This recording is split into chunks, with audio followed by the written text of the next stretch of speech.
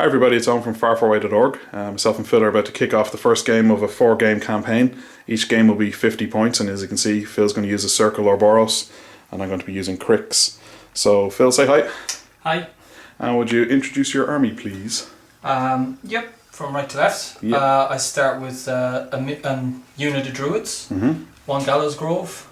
My beast contingent is here, so a Feral, Gnarlhorn Satyr, a Gorax. Behind it here is Kruger. Then a full unit of Warpborn Skinwalkers. If you can see them here, some Swamp Gobbers. Oh, actually I didn't see them there. Yeah, Celestial Fulcrum. Yeah. And what are these? Woolstalkers. Woolstalkers. And then in the front it's the Stones Gallows of the Grove. other Gallows Grove. Okay. Yeah. So from my side of things, this army is being led up by Ironlich Asphyxius, so that's P. Asphyxius. That's my Death Jack beside him there, and the other two Jacks are Defiler, and over the other side here you can see there's another Defiler.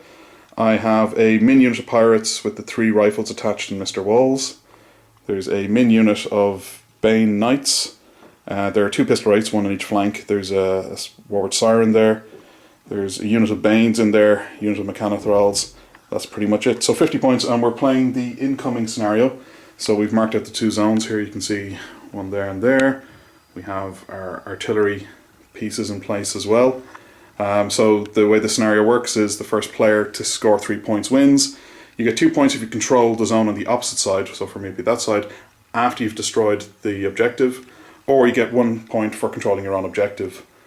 So the challenge here is to figure out if you can win by scenario at all.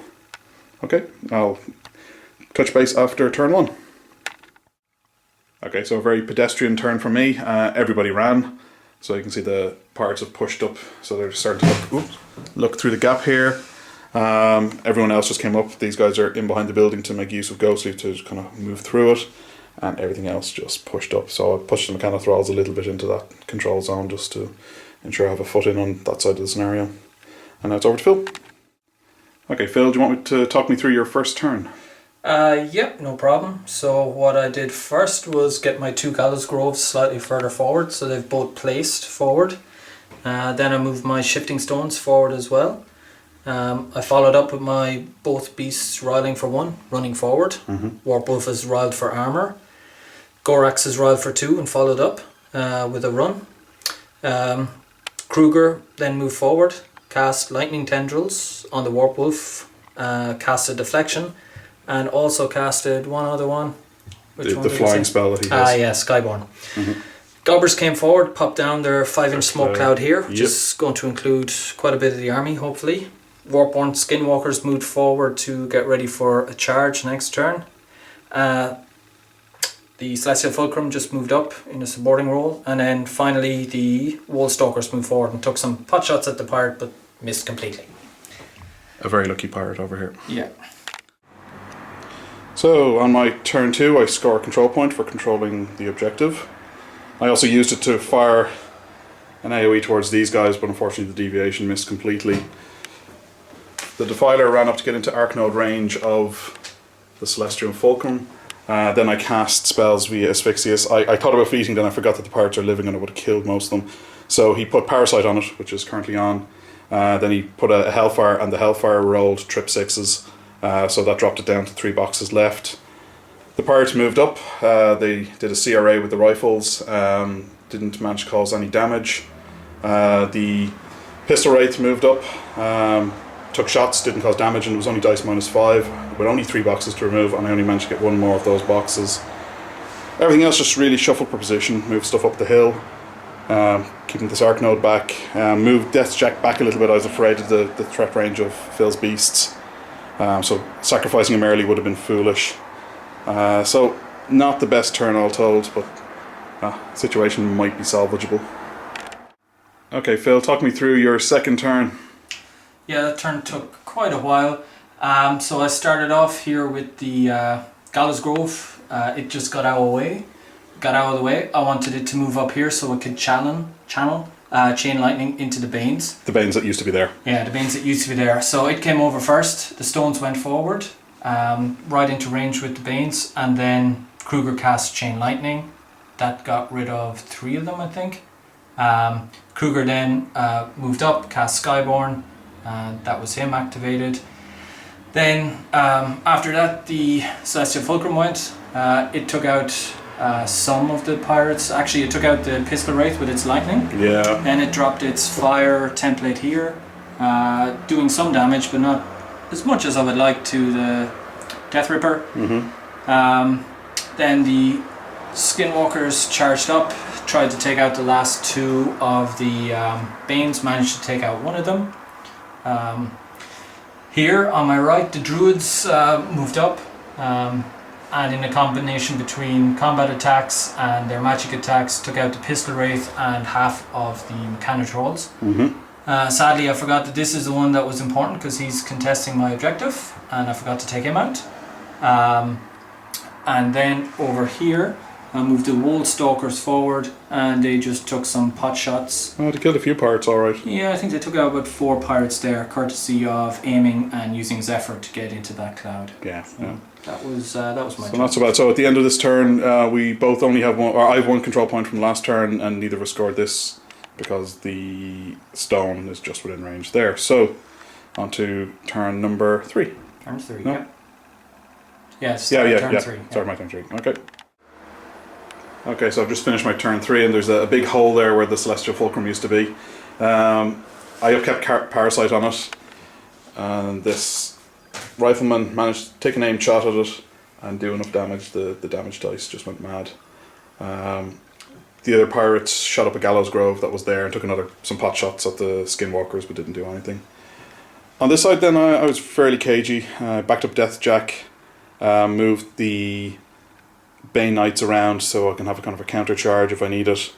The Bane Thralls moved up to kill the Sentry Stone that was contesting the objective, ensuring that I'd score a control point. I camped the focus that Asphyxius had, just backed him up a little bit. I thought about feating, but with Phil needing to come onto me here, it's kind of tricky. Up top here, the Mechanothralls just shuffled around just to contest that zone as best they could. Arknode here moved back just to remain contesting this area, and I think they're all the main things that happened. Before the Bane Thralls went in to kill off the Sentry Stone, the Scarlock cast Hellfire at first, doing a bit of damage that allowed him to kill it off easily, though it wasn't really needed. And that's about it, so it's on to Phil's turn 3. Okay, so Phil just finished up his third turn. He picked up a control point, denied me 1, so I have 2 from previous turns. He picked up 1 here, so it's 2-1 at the moment. He has also feated, but I'll let Phil talk through the turn. Yeah, so might not be in the exact order, but the Druids moved up first, cleared out the Mechanitrolls to make sure my objective was safe. Then they tried some pot shots on the Deathjack just to push him back. Cause some hassle, but that didn't pay off. No, they missed.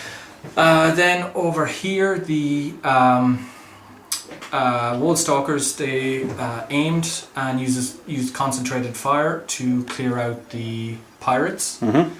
The Satyr then killed the Death Ripper in front.